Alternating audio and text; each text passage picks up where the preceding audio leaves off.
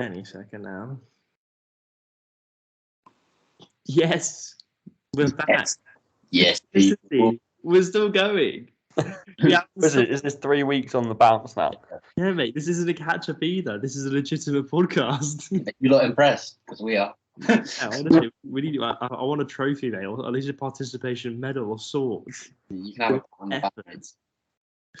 Anyway, we'll kind of cut to the chase because we've I think the last few episodes have been rather a lot of waffle. So let's just get fucking stuck in. So today we thought we'd do a training one, just because the last four have all been non-training based. And obviously, in a day, this podcast is supposed to be obviously a blend of kind of everything that kind of like makes us three, and obviously probably the main thing that ties us all together is training. It's something we're all very, very passionate about. And obviously, all three of us are coaches in our own respect, and all three of us have obviously extensive amount of training years with different coaches and different training styles and all sorts. So we thought we'd bring you basically a part two of like particular body part growth series. So last time we did legs, so I thought today we would do push in terms of side delts, front delts, chest, and triceps. So let's start with chest. What was the best way to break this down? So how to grow big We'll start with chest. like compounds and then isolations. Let's just go that. So best compounds Right. select and then the best isolations. Straight off the bat, bench press is shit. Yes. It just is what it is. All right. If you try to grow a load of muscle, just don't bench. It's just not optimal. Like, it's not necessarily shit. It's just not as optimal. Like, it's fun, but depends what your goal is. Like, if your goal is hypertrophy to be the most optimal, then you probably shouldn't use it. No. Yeah. So let's start off with some. I'm trying to think the best way. So let's start off with kind of breaking it down when it comes to exercise selection before we even go down to compounds and isolations and what best ones we suggest you to do. So just like any muscle group, you've got to think, okay, so for chest, how are we going to work the chest and basically maximize our chest? And that's going to be the angles. So we all know if you want a bigger chest, it's not always about having a big lower chest. It's really about having that upper shelf and that thick top line. So generally, we should always be biasing, I think, I always think personally you should bias at least 2 to 1 in terms of 2 incline movements to 1 flat. Yeah. If you're trying to develop a proper, like, well-rounded chest. Because I feel like people neglect it so much, and especially when people do flat movements, they end up arching their back so much anyway, it becomes almost a decline press. Generally, when I'm programming, I always do a ratio of two incline movements to 1. Personally, I don't need to do as much volume for my chest because I find my chest grows like a weed if I do too much volume on it. So generally, I'll say is, for me personally, I like to do an incline press, an incline fly, and then a flat press or a flat fly. I found that's been like the best thing for me to grow, and like I said, I grew very quickly from it. But that's just from a genetic standpoint. I think James, you'd say your chest is probably your strongest genetic as well. When you say Charlie, obviously it's probably someone. Would you say your chest is particularly strong, or? It's all right. It's not my weakest area. It's all right. I have a decent-ish upper chest. Like, it's not too bad. But yeah, it's not my weakest area for sure. And what would you attribute your general chest development to? In any particular like style training, any particular exercise selection? I think mainly like one exercise. Like, I know it's a bit cliche, one exercise that built my chest, but I genuinely think like for shape and structure and just like total development of chest, I think dips are massively underrated. Yeah. Never used to do dips like ever. And then I put them in the program, and I probably saw the most growth out of doing like a dip. Obviously, you can do like machine, you can do body weight, you can do assisted, you can do like plate loaded dips. But generally, like dips for me is like the number one chest movement that I found anyway for me. Yeah, personally for me, I can't do any. I generally can't do dips. Any kind of dipping motion for me, it feels really shit in my shoulders, especially if I try and go, because like if I try and go heavy to really meet the amount of like stimulus that I need to go, so if I need to go heavy enough to create enough stimulus, I find it really fucks my shoulders. Yeah. So for me personally, being my biggest contributor would probably say the incline dumbbell.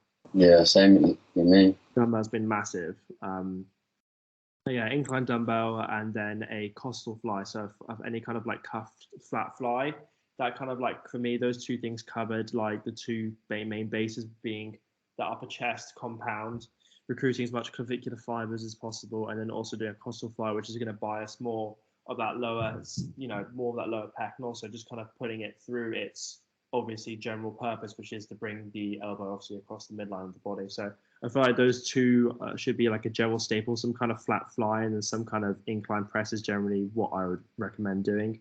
What about you, James? 100% thing, like a staple and anyone's push day should be an incline dumbbell press, like at least, or potentially like Smith machine. A version of a incline press of some sort. Yeah. Definitely for me, my go-to movement has been incline dumbbells, and I feel like it's a fun movement to progress as well, which massively helps. It's a massively driver. When you enjoy an exercise, you're going to be better at it. So it's a fun movement to progress, and yeah, it works wonders. So then if let's say you're someone who has a weak chest, okay, then if we were to take all the individual points we've made, so if you have a weak chest, your best off is having obviously one training frequency, so 2 times a week. And between those 2 training sessions, you should probably try and hit an incline press of some sort, an incline fly of some sort, a dip of some sort, and then a flat fly of some sort. And you probably try and split those 4 exercises over your 2 sessions. And that's how you're going to basically maximize your recovery, and also just your splitting up your volume, and also the different angles you're going to hit your chest. And that should potentially maximize, if you have a weaker chest, that should help maximize obviously the potential gains you can get from that. Yeah, if you struggle to like activate your chest and like really feel your chest on like a dumbbell press or something like that, recently I've been doing like a set of like 20 reps just on like a fly. Like I really like weight just to get some like blood into my chest before I like press, and I found that really helps in like getting like a good connection, and like taking like pressure away from like the shoulder, for example. Just that I've already got blood in the area, so it just makes sense. And you do that with like shoulders, like you'd normally do a lateral first before a press. So like it does make sense by doing a fly first, just for like activation purposes. Yeah, I had incline cuff before I was doing incline dumbbell press, but I was doing actual working sets before. Okay, yeah.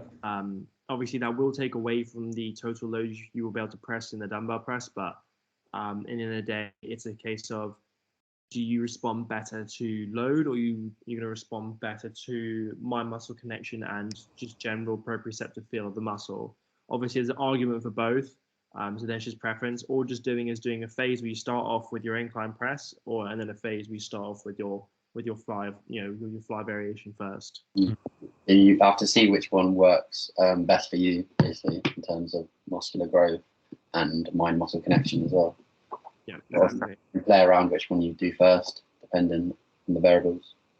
Yeah, so we've now kind of like covered more or less chest, and so we've said, incline press, incline fly, a dip, and then some kind of flat or even a decline fly if you're really that worried about having a little bit more lower chest. And we've said trying to train it 2 times a week. Obviously, for frequency is obviously always going to be key. I don't think you need to train chest more than 2 times a week, even if it is a weak point. I feel like you'll struggle to recover training chest 3 times a week, especially if you're in a normal job routine or whatever. Like we haven't all got the time that pros do when that's their job. Yeah. If you're training it more than that, you're not training hard enough, realistically.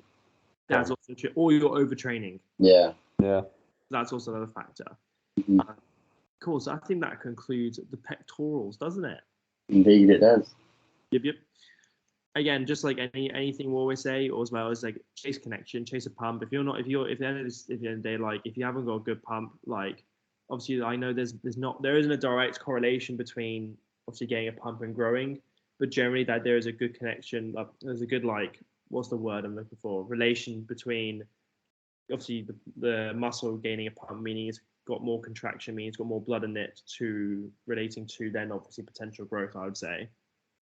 Yeah. The muscle groups you get the best pump off are the ones generally that grow the fastest. Yeah, definitely. So what should we move on to next? Should we move on to shoulders, move on to tries? Let's do shoulders. Yeah. It was the kick off shoulders.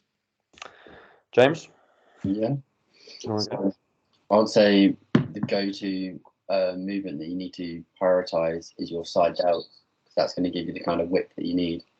And I know you boys will say the same, but my favourite movement at the moment has got to be the cuffed side lateral raise, as I feel that you can actually take the exercise to complete failure. And obviously, doing it on a cable is way better than doing it on a dumbbell, isn't it? Yeah, I would say people they just instantly jump to dumbbell way too quickly, and they don't do it with correct form. Yeah. Dumbbell lateral raise is probably one of the most incorrectly done exercises in a gym to gym. Yeah, definitely. I agree. Yeah, so like one thing that I also hate it. I can't do double arm. I've got like a funky shoulder, so I always have to do single arm. And one thing is I found is if I am going to do dumbbell, the one thing I've helped is by doing the cuff lateral raise first and doing the dumbbell raise after, because with the cuff you've got that constant tension from point A, from finishing point to starting point. There is a constant tension, and obviously you're going to get a better proprioceptive feel, and then you're going to get a better pump and a better connection. Then when you take that over to a dumbbell, I find it's better because one, it means I can't go too heavy on the dumbbells and like start cheating. And two, it means I've already kind of pre-fatigued them, so that connection's already there. So I can go lighter on the weight and I can focus on a better contraction and obviously trying to control that, obviously that negative, that eccentric a lot more. Because obviously all you see in the gym is people going like just absolutely throwing it like almost above their head, and then literally like their arm comes like all the way across their chest. Yeah, crazy. Back up here and you're like, fuck me, dude, trying to fly away. Yeah. Obviously, with dumbbells, you're always fighting against gravity. So like the top part of the motion, that's where it's the heaviest, and the bottom, it's the lightest. Yeah, So, it completely drops off at the bottom. There's absolutely no tension.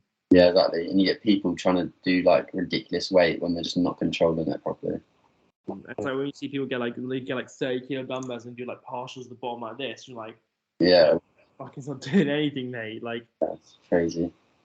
However, I will say I do really connect well with a dumbbell lateral, but that is because I set up an incline bench and I lean against the bench, so therefore it prevents me from like swinging. It's literally just like the side delt moving, which I think if you set up like a bench and like take out the cheating element of it, you can make it a good movement. But let's be honest, the cuff lateral was always going to win. Go, yeah, there we go. And with the cuff lateral, there's several different ways you can do it. You can do a standing single arm cuff lateral. You can do a lying flat cuff lateral. You could do a crucifix where you've got it on an incline. You could do a standing double arm cuff lateral. Like there's a lot of options. You could do an Egyptian one where you hang away from the cable stack and you do a single arm. Like that. There's 6 different variations of cuff lateral you can do, and like basically that's going to be like a massive contributor. And that's generally something you can do in any gym as well. Not all gyms have like the luxury of having like a seated like lateral raise machine or like an Atlanta standing one. So like generally like you need your good bread and butter exercises for side delt, and that's going to be your different variations of the cuff. Because realistically, we know you can't just do one exercise for the rest of your life. We know that eventually it's going to plateau or it's going to need to be switched out. So make sure you've armed yourself with lots of different variations of similar exercises that you're still getting the benefit of doing a good exercise, but then the benefit of having something you can swap out when something plateaus, and also having something that gives you a slightly different stimulus. Yeah, 100%. And if you're gonna invest in one thing in the gym, invest in some cuffs. 100%. There's so much value from them, and they're not even expensive. No. Good. 20 quid, bang. Yeah, exactly. And they're so worth it. But if you don't have any cuffs, obviously you can do the exercise with cables with a D handle, but just not as optimal, bro. Yeah, it's just not as optimal. Yeah. What other things to say about side delts? So side delts is probably something you could train up to 3 times a week. 3 times a week with 2 different exercises, and you can mix that between dumbbell and cuff and machine if you have that availability. And 2 exercises 3 times a week, and that should be able to maximize your delt growth. Yeah, it fatigues pretty quickly, but obviously you can train it with. But it recovers a lot quicker. Yeah. Like, I don't know about you boys, but I literally never, ever, no matter how much volume I do, I never get any side delt DOMs or like any delt DOMs generally. Maybe a little bit of front delt, but like generally not at all. Barely any. Yeah. No matter how much I do, no matter if I go heavy, if I go live, if I do loads of reps, I do less reps, like lots of exercises. Like if for some reason it's just one of those muscle groups that probably needs 1 to 2 days, and then you're relatively fresh again. So yeah. So that's cover side delts, front delts. So generally, I think the only real thing I say with front delts is I feel like people do too much of them, and people have these massively overdeveloped like front delts, and then neglect their chest. Yeah. So when you do, if you're doing enough incline movements, as we said before, which is to bias up a chest, you're going to be recruiting a decent amount of front delt when you do that incline press anyway. Theoretically, there's no need to then go and chuck on 2 different sides of shoulder press on top of that. So I'd say generally pick 1 compound a week and really run with it. Yeah. It depends on your kind of pressing movement setup. But as you said, 9 times out of 10, most people are doing plenty of pressing movements anyway, so they don't necessarily need it. Yeah.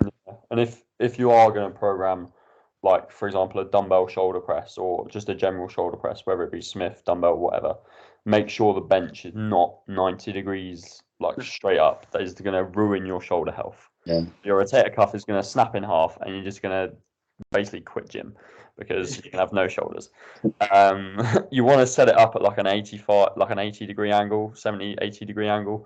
At most gyms, 1 notch to 2 notches back. Yeah, pretty much. It's 1 or 2 notches back, depending on the bench, and that would just be a lot safer on like your shoulder.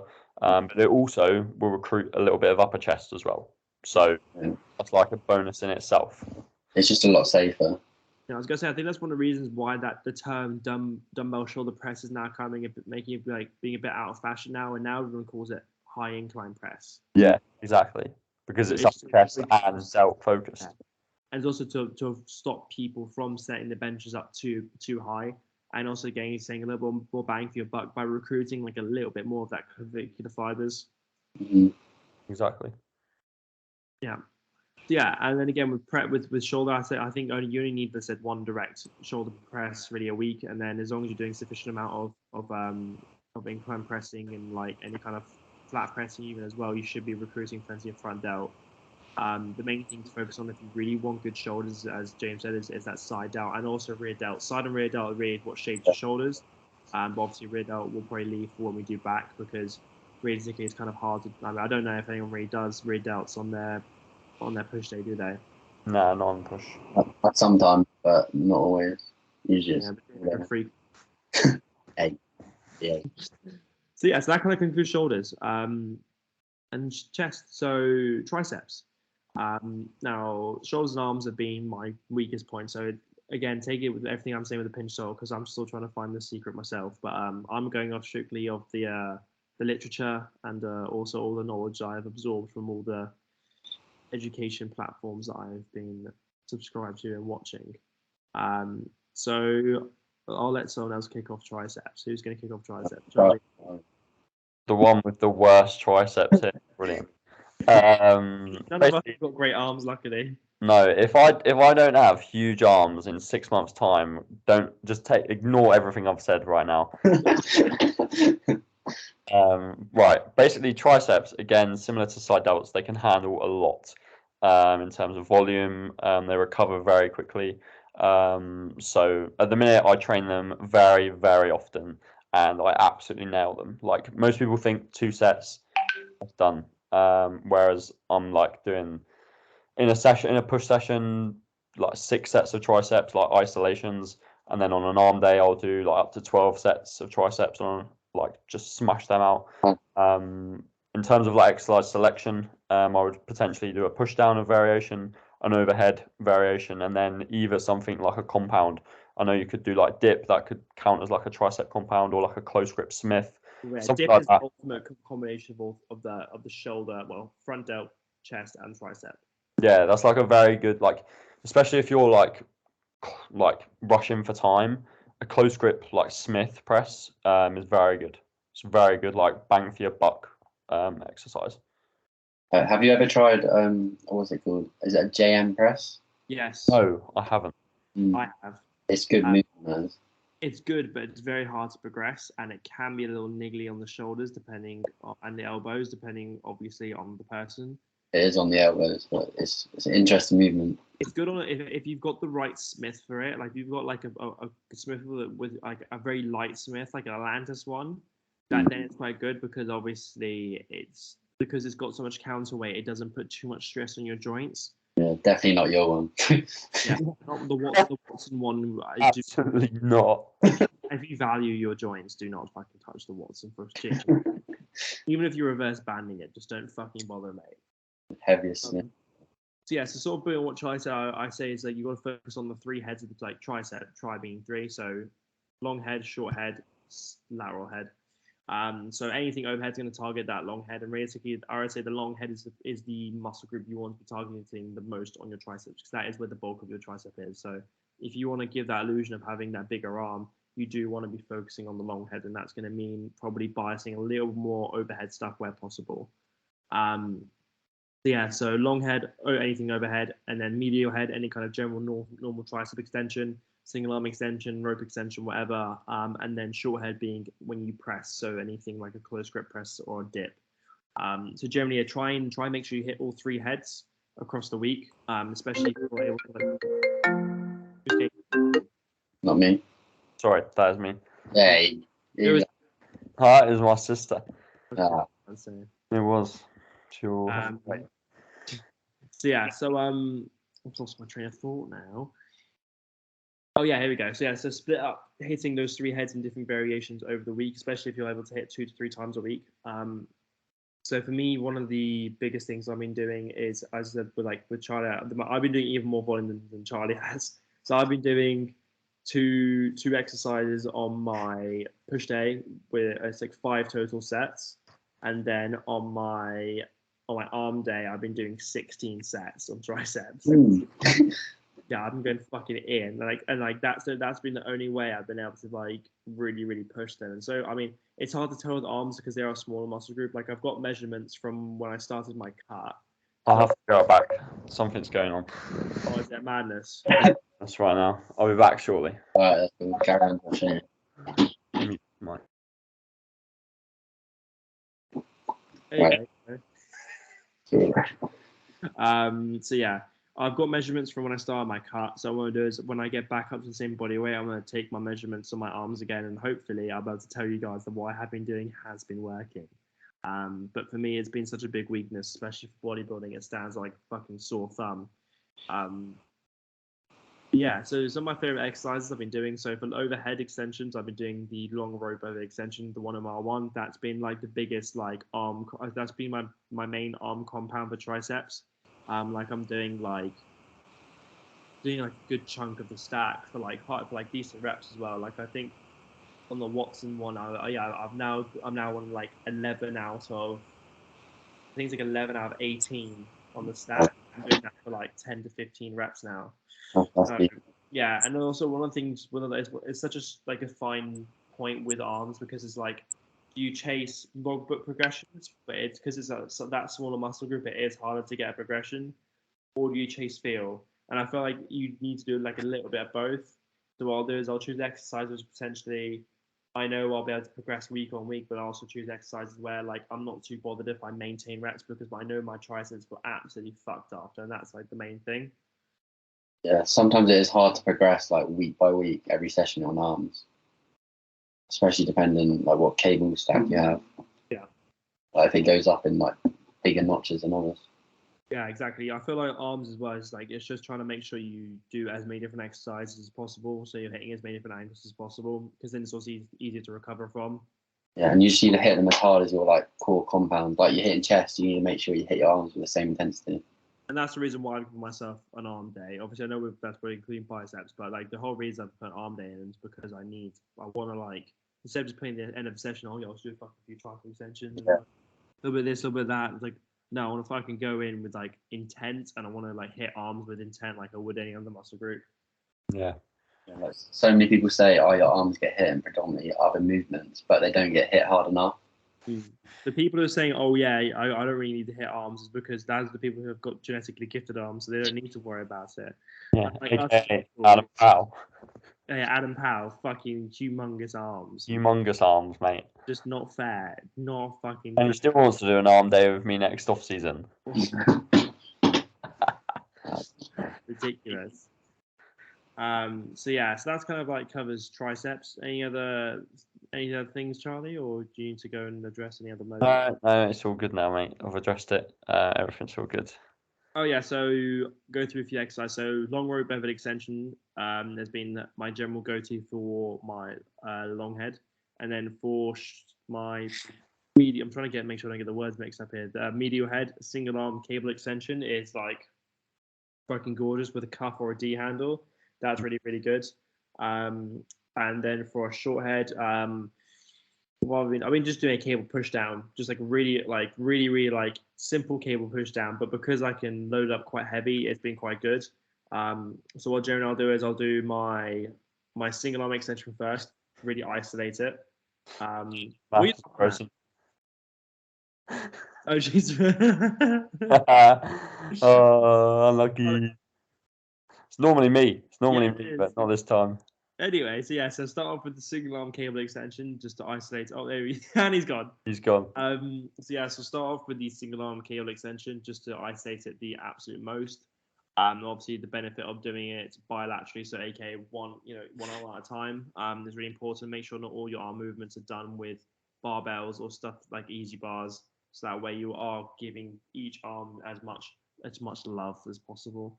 So yeah, single arm cable extension onto an overhead cable extension, then I'll finish with the push down because I know that way I'm not fucking full stacking a push down and I've got nowhere to progress it from that point.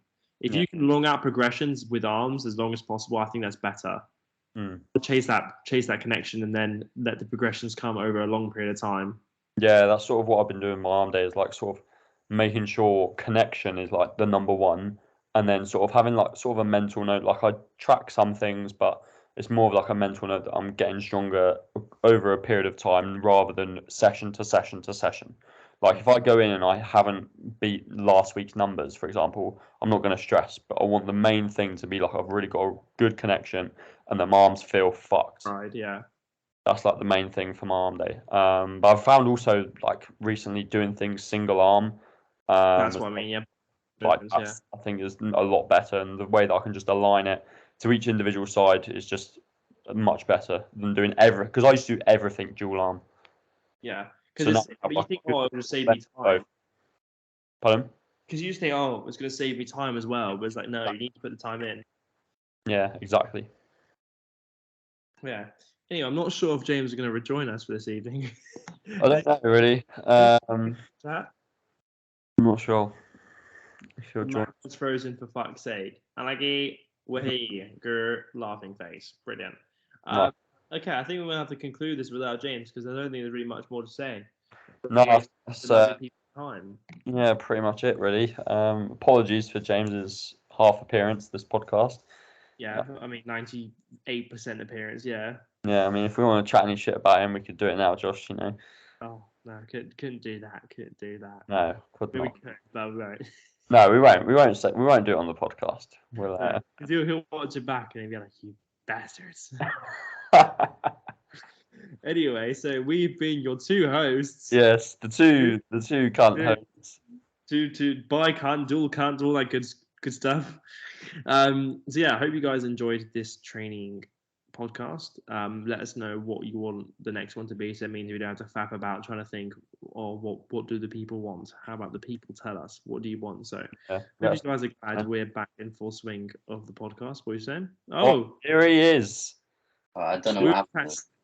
My Mac literally just froze and started beeping. We just start chat shit. You what? We start chat shit. Oh, I don't expect anything less. So well, we might do it right now. We won't do it by his back. We'll do it to his face. Yeah, good. That's what we like. All right, we'll just wrap it up, mate. Have you got a final message for the people? You don't wrap up. Hey. Hey. Good one. Hey. Anyway, wrapping it up. Says you. Shit, James Corbett. Right. This is about training. Let's back to it. Anyway, we were just saying we want the people to tell us what they want, and we're hoping they're enjoying us being back and regular and consistent again. Yeah. Anyway, all right, let's leave it there. Stop wasting these lovely people's time. So, like, share, comment, subscribe, share with the fellow cunt. You know what I'm saying? And then we'll catch you guys in the next one. So